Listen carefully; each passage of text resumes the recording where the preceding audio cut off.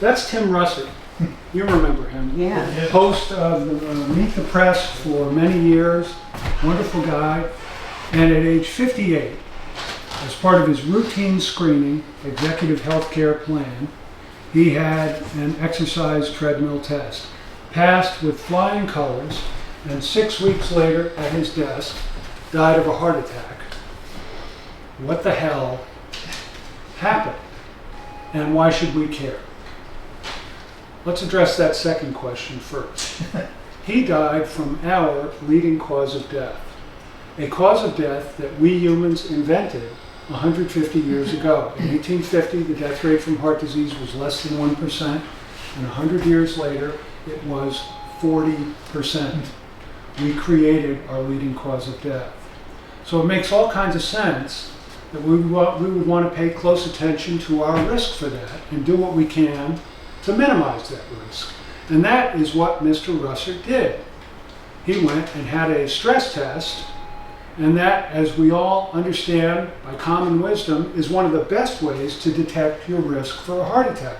If you have a stress test and it's positive, good. We found a problem and can fix it before it did harm. And if you don't, good. You're good to go. You've got a clean bill of health. But we know that that's not true. So why not? What happened to him? Why did that test fail him? Let's take a look at that. This diagram shows the various stages of atherosclerosis. That's plaque. That's the stuff responsible for most heart attacks and strokes. And it starts over here in childhood. At about age 7, they start to develop what are called fatty streaks, little atheromas, and thickness of the arterial walls starts to increase. And over the years, that plaque develops, and it goes from soft plaque filled with macrophages and debris and becomes fibrotic and actually, ironically, fairly stable. But it progresses and progresses in diameter as well until over here on the far right side you can see, wow, I've got a lot of plaque in my arteries, a lot of atherosclerosis. So much that it's potentially blocking the flow of blood. And in fact, that's when people are going to be symptomatic and say, wow, I go up 2 flights of stairs and holy smokes, I got this dull pressure here and I'm short of breath. Maybe I have some tingling in my arm or my hands. What's wrong with me? What's going on? Let's get a stress test and see. And then a stress test will show you've got this kind of problem over here. Why is that? Because the blood flow is so limited that when your heart is under stress, there won't be enough blood getting to the heart muscle. It'll be deprived of oxygen. And what does your heart do when it's deprived of oxygen? It sends pain signals. It hurts.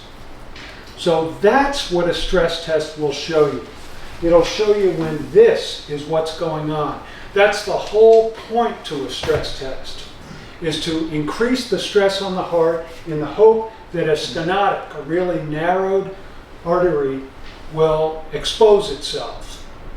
And we can find out that's what's going on and fix it with a stent or a bypass or what have you. He didn't have this problem though. We know he didn't have this problem. He had a normal stress test. He had this problem over here where there was no obstruction of flow. So how often does one happen compared to the other? This kind of problem with a really narrowed artery compared to this kind of problem without. These are the vast majority of heart attacks. That's the problem Mr. Russert had. The test will not detect non-obstructive lesions. And most heart attacks occur where there is no obstruction at all. How's that? Well, let's recall how heart attacks happen. They don't happen because plaque builds up and builds up and builds up and finally the blood can't get through. That's not what happens. It happens when that plaque, however thick it is, ruptures. It becomes unstable and it ruptures. And that's not a problem. Ironically, the problem is the healing that the body begins to solve that problem. The thrombus or the clot that forms. It's the clot that obstructs the blood flow and causes the heart attack. And that's why these are actually the prevalent forms of heart attacks. Why? Because there's a lot more of this in our blood vessels than there is of this. This is a relatively rare problem, a really narrowed artery, because of a whole lot of plaque. This is really common. We've got about 30,000 miles of arteries. So, that's plenty of room for these kind of atheromas, non-obstructive plaque, to appear and cause problems for us. And that begs a question. Is there something we can do to detect that kind of plaque? Because a stress test won't do it. And the answer is yes. You can do a carotid intima media thickness test, a CIMT test. That ultrasound, that's what this talk is about. That test will show you exactly what's going on. It'll show you the thickness of the wall, and if there's plaque, how much plaque there is. And it'll also show you what kind of plaque there is. Is it soft, or is it heterogeneous, or is it echogenic? 3 different kinds of plaque that vary from really dangerous, susceptible to rupture on the one hand, that's soft, to fairly stable and calcified, echogenic on the other hand. There's another way you can test for this called the coronary artery calcium score. That's a good test, but ironically, or at least worth noting, that test will only show you that echogenic calcified plaque. It won't show you the soft plaque. So the CIMT test is really valuable. And it'll give you this report that shows a whole bunch of numbers, but really all I care about is 3 things. 1, do you have plaque? Do you have atherosclerosis? And that's described down here. This letter E denotes echogenic plaque at one of the points where it was measured. And 2, what's the thickness? The average thickness of your arterial wall, and that's reported here, and I value that because we can compare that to your age and gender and see how are you doing compared to your cohorts. And that'll report as well as your chronological age, therefore your arterial age as well. Are you younger or older than your cohort, depending on your wall thickness? It'll show you that.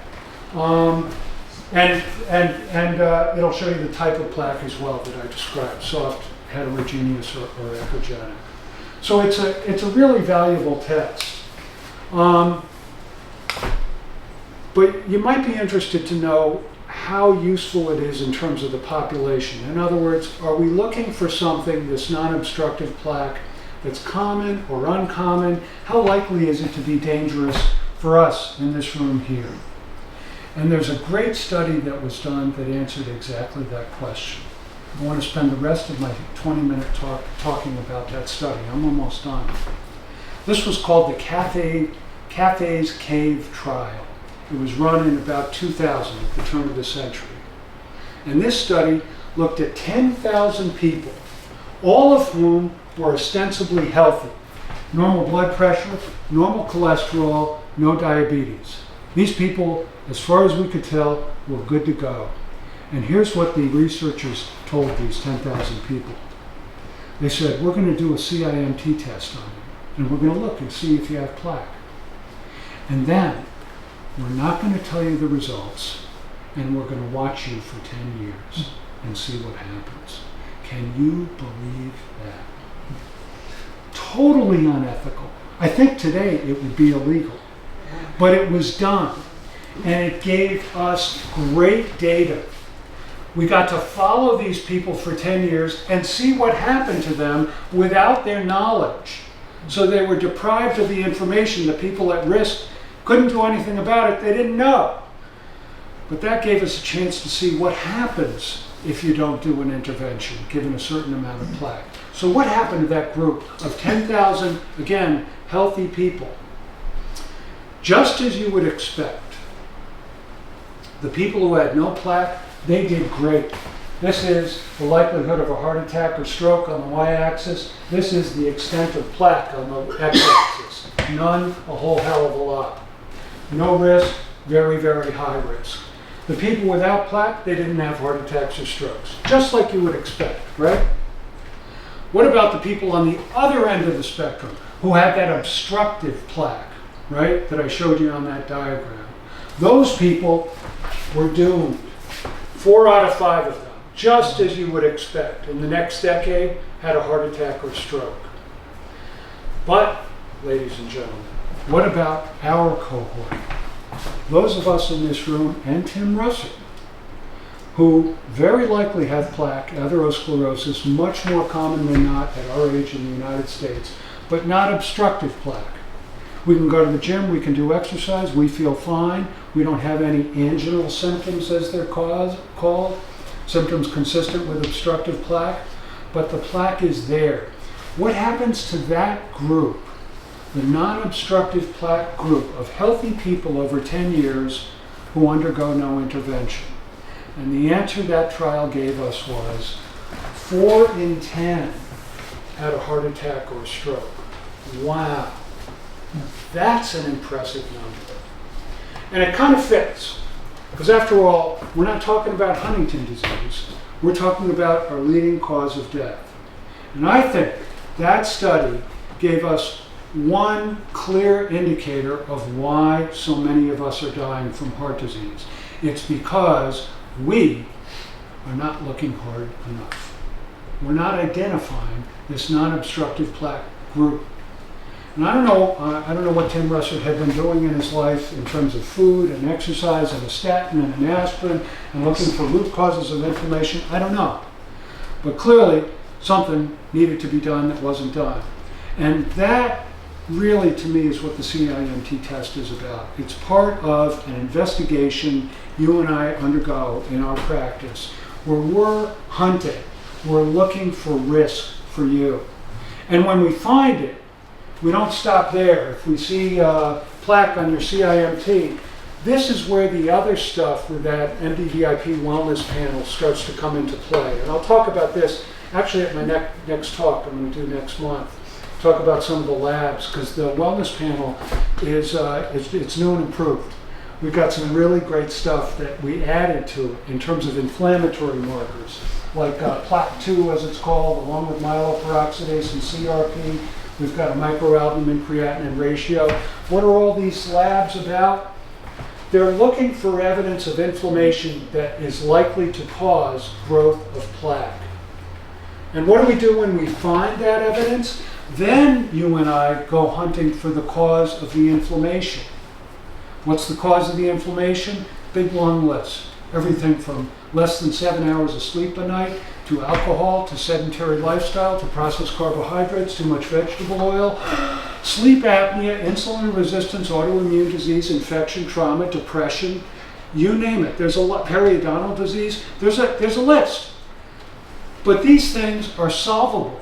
These things are addressable. And we ought to be doing it. And, I'll close with this thought. Told you, 20 minutes. At the beginning of this talk, I said we invented heart disease. And there were 3, as you may know from a prior talk I've given, there were 3 big reasons for that fact. Smoking, automobiles, by which I mean sedentary lifestyle, and what was the group in Battle Creek, Michigan? Cornflakes. Yeah, Kellogg's. Processed food. The food you and I grew up eating. This was all brand new, and it's killing us. And it's solvable, It can be done, eating really healthy food and getting the exercise we need. Almost nobody does it. 95% of Americans are fiber deficient. 95%. That means we don't eat enough plants. And 95% of Americans don't do a half hour of moderate to vigorous exercise every day. That's hard to do those 2 things, to eat well and exercise. It is not easy. If it were, everybody'd be doing it. But my point is, that's where the money is. That's where the value is. That's where we ought to be focusing.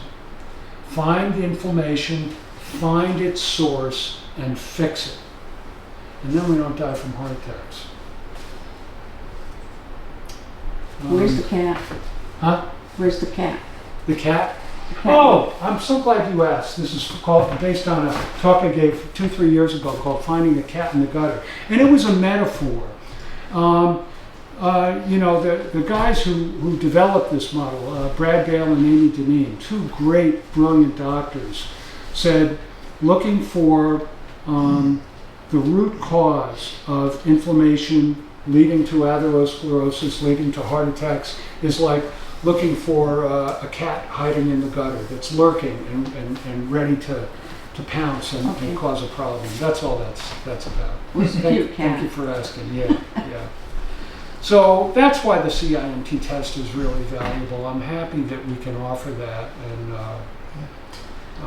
yeah. I have a question. Sure. A few years ago, we got one of these promotions from Lifelines, and I think the first time we did it, or I think we've done it twice. Carotid arteries. Thank you for asking. A carotid ultrasound is part of that Lifeline screening, and it is not this test. Nothing against carotid ultrasound. That's looking at the lumen, at the opening of the artery, to see is there a stenotic lesion. That's what that's looking for. CIMT is looking in the walls of the arteries. Same place? Same place, but a different focus. Okay, And- so the next question Yes. is, you've got 30,000 miles. How do we evaluate it with just 6 inches? Yeah, great question. Aren't you a smarty pants? That's what I right. would, but So I yes. married her. Yeah, yeah. So the question is, how can we infer from really 3 inches, about 1.5 inches on each side, what's going on in the coronary arteries? Is it really comparable? And is one a good indication of the other? And it turns out there's a phenomenally strong correlation between the two. You're right. You can have a CIMT test that's clean and doesn't show plaque, and you could still have plaque elsewhere. That's true. But it's surprisingly unusual. I'll just tell you in my experience, I've been doing this test for about 4 years now. And each year I get maybe one out of the ones that I do, a CIMT that doesn't show plaque. Again, that doesn't mean there's no atherosclerosis for that patient. But Well, how would you know unless it was a heart attack? I mean, well, good question, John. You can, first of all, you can do other screening tests. You can do a femoral artery scan. You can do a CICS study, coronary artery calcium score study, and you can also look for other evidence of inflammation.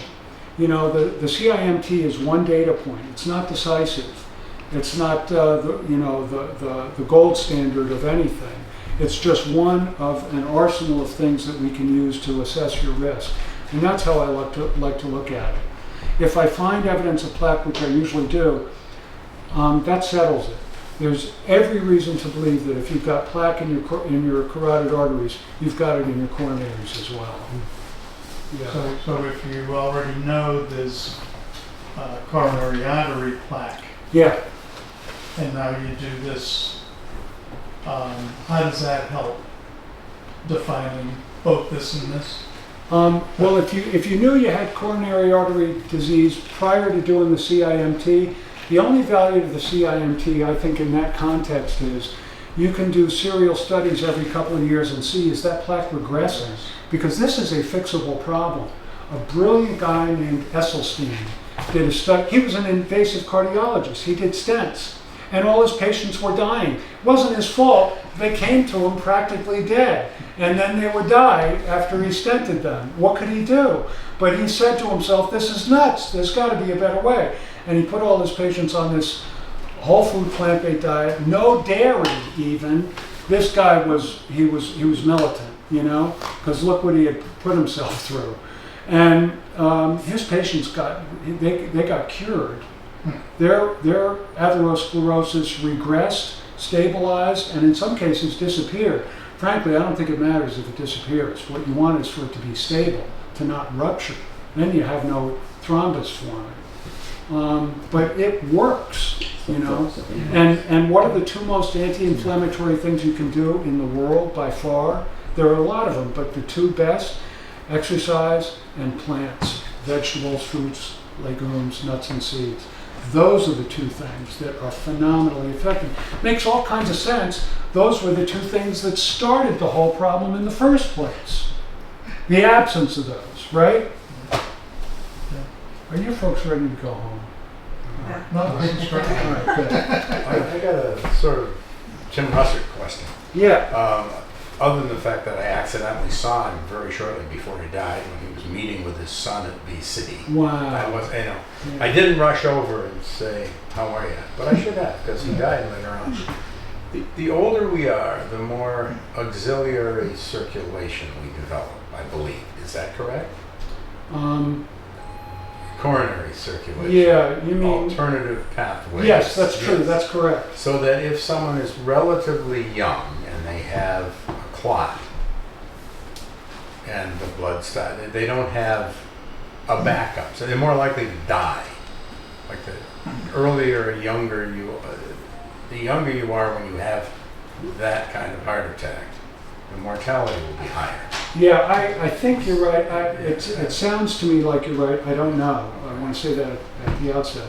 And what he's describing is as we age and we get atherosclerosis and diminished flow in our coronary arteries, we'll develop accessory vessels that will go around the area that's blocked, and there's angiogenesis. There's new capillary formation that will form to manage that, and that takes time, is your point. Yeah, And so young people may aging. not, young people may not have that resource. Yeah. And the other thing is, if you do the test and it's clear, would you then try and do some inflammatory marker tests just to say Oh yeah, we if do. that's higher than We expected, should we then look for something we else? check inflammatory markers every year, and the original wellness panel we've been using had two really good inflammatory markers, CRP and myeloperoxidase, and now we've added PLA2 that we call plaque2 and microalbumin. So we've got 4 inflammatory markers that we're just looking for evidence of fire. That's what Bale and Deneen call it. We want to see who's on fire. And once we do, then we've got to try and figure out what's causing it. How'd this start? What's the root cause? But yeah, that's the point. Yeah. Thank you folks for coming. So kind of you. And you have recorded this. It's going to be out there. This is going to be on YouTube.